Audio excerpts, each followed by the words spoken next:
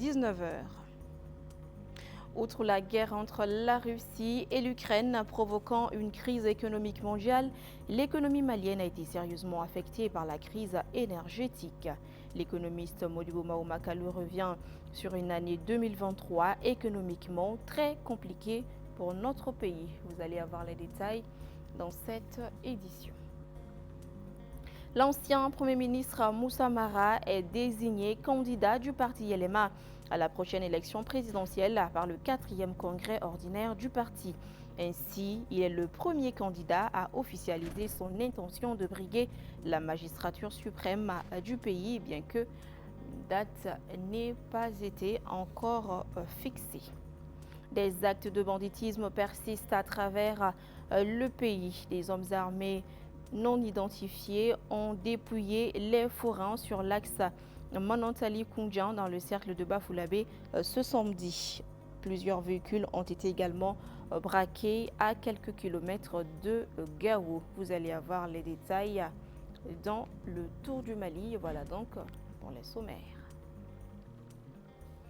Ravi de vous retrouver pour cette nouvelle page d'information. Bonsoir à tous et bienvenue dans ce journal. Démarré le jeudi 21 décembre 2023, la deuxième édition des Journées du Poisson du Mali a pris fin le samedi 23 décembre 2023 sur les berges du fleuve Niger au niveau du Palais de la Culture de Bamako. Ces 3 jours dédiés aux poissons ont permis aux acteurs de l'interprofession de la filière poisson du Mali de présenter les potentialités de leur filière, d'échanger sur les perspectives et les enjeux, aussi dégager des pistes de solutions pour davantage améliorer la filière poisson au Mali. Awasanogo, Montala Ouattara, compte rendu. Pour cette deuxième édition des Journées du Poisson, des acquis très importants ont été obtenus, notamment l'organisation des conférences débat sur la cogestion des pêcheries, la pisciculture communautaire, les techniques de transformation et de conservation du poisson, les maladies zoonoses liées au poisson, les missions et avantages de l'interprofession poisson. Le président de l'interprofession de la filière poisson au Mali a également profité de cette occasion pour remercier les autorités de la transition d'avoir donné l'assurance d'institutionnaliser les Journées du Poisson au Mali. Cette décision est en parfaite adéquation avec notre ambition de pérenniser ces Journées du Poisson du Mali. Le ministre de l'Élevage et de la Pêche a félicité les acteurs de l'interprofession de la filière poisson du Mali et ses partenaires pour la tenue de ces 3 jours qui contribueront à l'amélioration du secteur poisson dans notre pays. Malgré le contexte politique et sécuritaire actuel que connaît notre pays, je reste persuadé que la deuxième édition des Journées du Poisson a tenu ses promesses au vu des différentes résolutions qui ont été restituées. Elle devrait nous permettre d'afficher une stratégie nationale proactive impliquant l'ensemble des parties prenantes. Par ailleurs, la présence des partenaires techniques et financiers à cette édition est également rassurante, qui n'ont manqué de réitérer leur volonté pour soutenir le sous-secteur de notre pays. La cérémonie de clôture de cette deuxième édition des Journées du Poisson a été marquée par une course de pirogues, le grand prix du président de la transition, le colonel Assimi Goïta.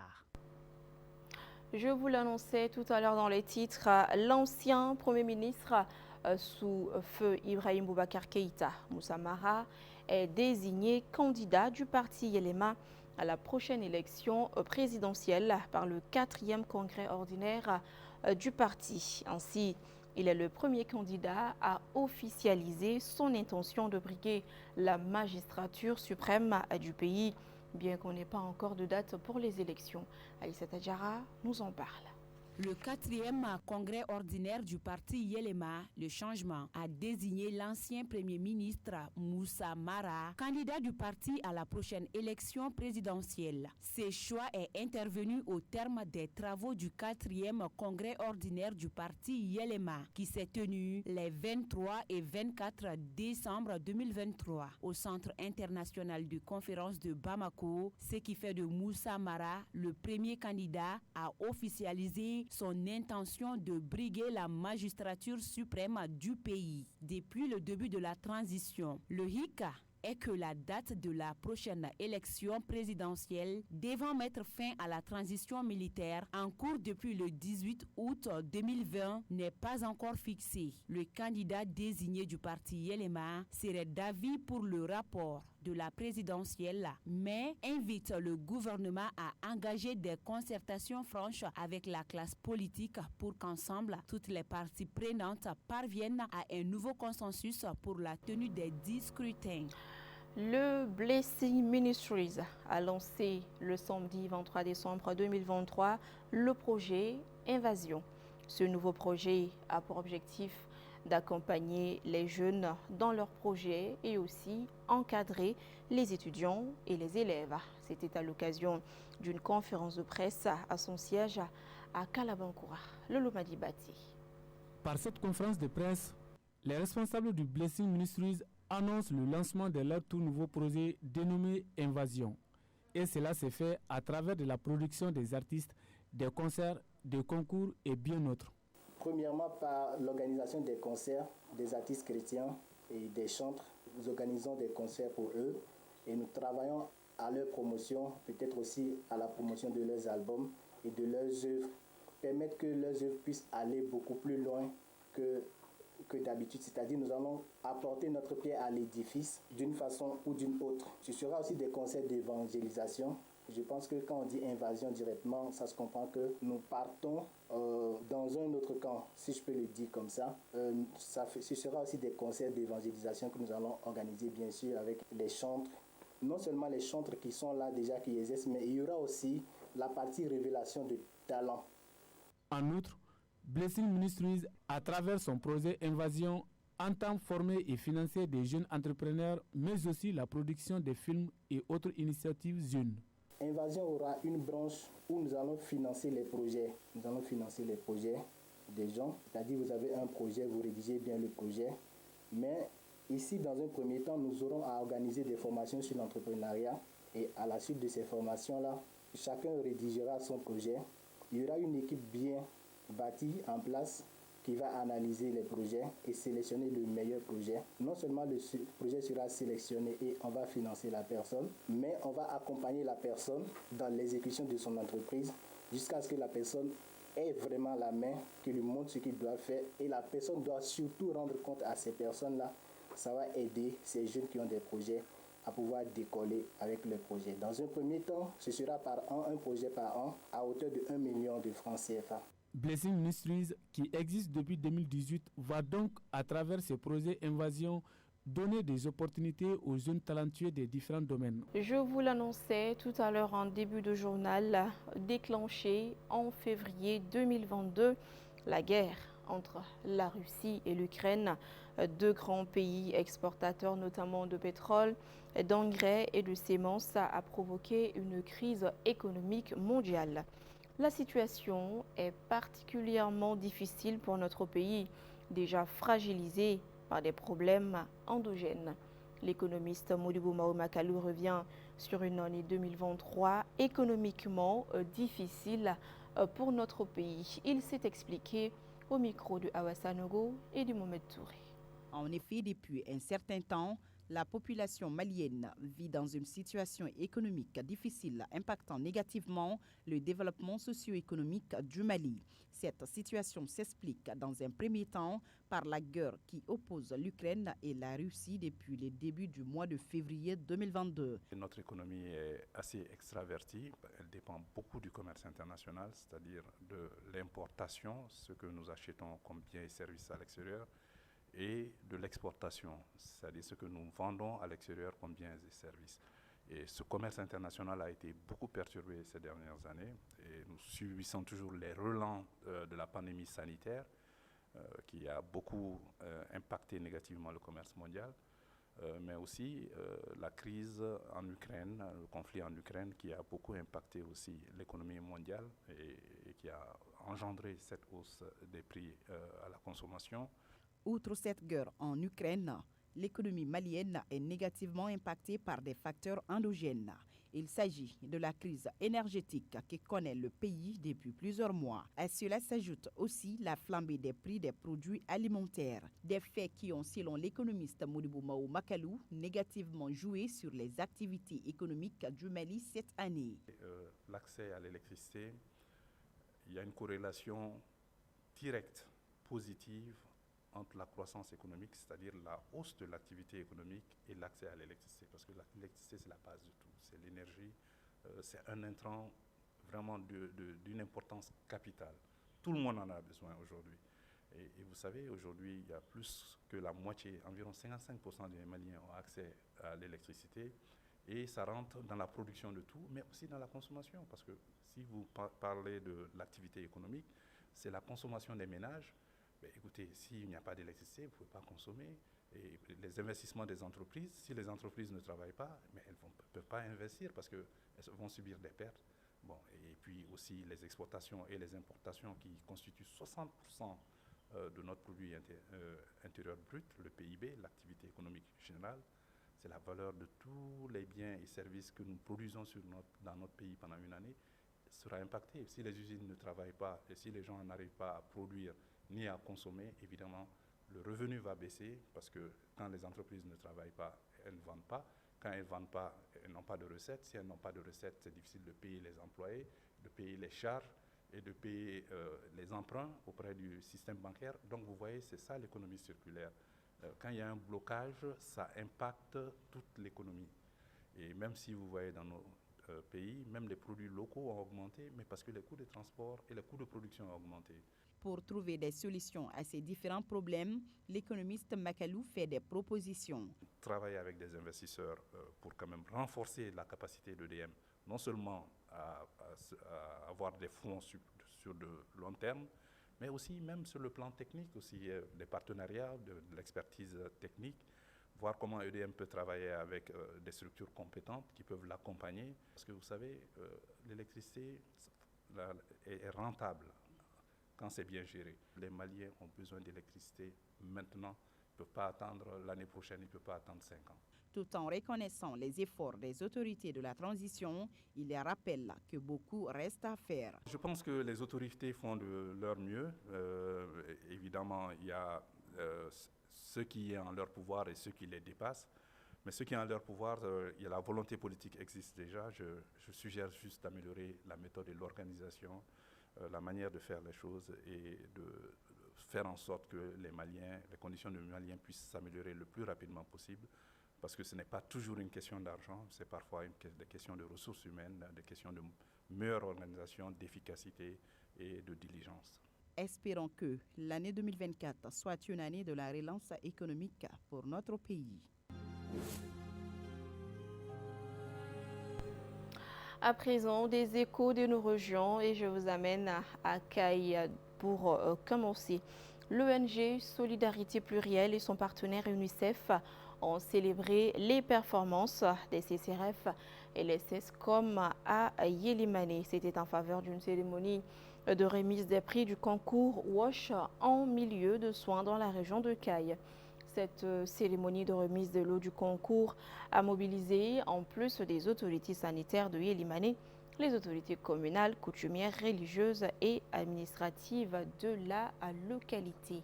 Caille, Michel Yao pour Renouveau Télé. L'ONG Solidarité Plurielle, en collaboration avec l'UNICEF, a organisé cette activité sous la direction du préfet du district de Yélimane pour contribuer à l'amélioration de l'assainissement de base et à la promotion des comportements et des bonnes pratiques d'hygiène à grand impact. Ce résultat est le fruit d'un travail acharné des hommes et des femmes qui se sont au service de notre structure nuit et jour. À vous les bras valides du CCRF, à vous chères braves populations de Yélémané CB, Dougoubara, Djadji et autres, à vous les personnels du centre de santé de référence sans distinction aucune.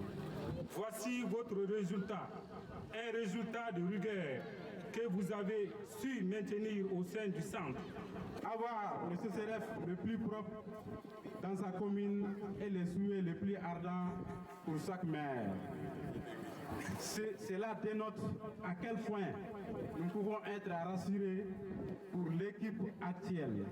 Nous réaffirmons ici que l'assainissement en général et dans les structures sanitaires en particulier a toujours été une priorité absolue pour nous, d'où notre soutien chaque année à l'assainissement du CCRF, aux autres services publics.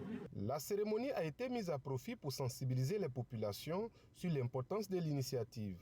Donc l'événement s'est clôturé par la victoire du CCRF de Yélimani qui a eu à remporter la première place et Manantali qui a remporté le CESCOM de Manantali qui a remporté la deuxième place ainsi que le CCRF de Sagabari qui a été troisième. Et le programme s'est étalé sur 14 centres, 3 CCRF et 11 CSCOM. Voilà. Donc ce jour est un jour inoubliable sur l'eau, l'hygiène, l'assainissement. Donc on a eu à mettre en place les paquets WashFit et ces paquets WashFit ont permis aux différents centres de santé, c'est-à-dire les CSCOM et les CCRF, de mieux maintenir l'hygiène dans les centres de santé. L'objectif de l'initiative WASH est d'encourager et de féliciter le centre de santé qui offre les meilleures conditions d'hygiène afin qu'il puisse servir d'exemple pour les autres. Il s'agit aussi, à travers cette initiative, de l'ONG Solidarité Plurielle et son partenaire de remotiver tous les acteurs à adopter les bonnes pratiques d'hygiène et à assumer leurs responsabilités et engagements respectifs et contribuer à la pérennisation des programmes d'hygiène et d'assainissement dans les centres de santé du programme. Plusieurs personnes ont été dépouillées de leurs biens par des bandits, notamment à Gao et à Bafulabe. Et oui, les actes de banditisme persistent à travers le pays. Des hommes armés ont dépouillé les forains sur l'axe Manantali-Koundjan dans le cercle de Bafulabe ce samedi. Le même week-end, plusieurs véhicules ont été braqués à quelques kilomètres de la région de Gao. L'information émane de nos confrères de Studio Tamani, commentée par Maïmouna Ouedraogo. L'insécurité persiste toujours à travers les pays. Des hommes armés mènent la vie dure aux paisibles citoyens dans plusieurs localités du pays. Selon nos confrères de Studio Tamani, des passagers de 5 véhicules ont été dépouillés par des hommes armés non identifiés ce week-end à 10 km de Gao. Selon Studio Tamani, des sources locales rapportent que les assaillants ont pris sur les passagers argent, habits et téléphones. Les mêmes sources rapportent que certains passagers ont été tabassés brutalement. Selon la même source, dans les cercles de Bafulabe, des forains et des motocyclistes sur la route du marché de Nanifara ont été la cible d'une attaque sur l'axe Manantali-Koundjan le samedi 23 décembre. Selon des victimes, elles ont été dépouillées de tous leurs biens, marchandises et argent. Les mêmes sources ajoutent que les assaillants étaient au nombre de 10 personnes sur des motos. Dirait à présent dans la commune rurale de Danga où des hommes armés non identifiés ont saccagé et brûlé les 2 radios de la commune. Il s'agit de la radio Dundoji et de la radio Teiba. Selon des sources, ces incidents se sont déroulés dans la nuit du lundi 25 décembre 2023, faisant ainsi d'énormes dégâts matériels sans causer de perte en vie humaine. Page noire avant de refermer cette édition. Le monde du média est en deuil. Oumou Diarra, dite Djemman, animatrice et comédienne, a définitivement déposé le micro ce mardi 26 décembre 2023. Avec son émission emblématique 20 sur 20, elle a consolidé des milliers de foyers et de couples. Retour sur son parcours avec Assitan Diallo.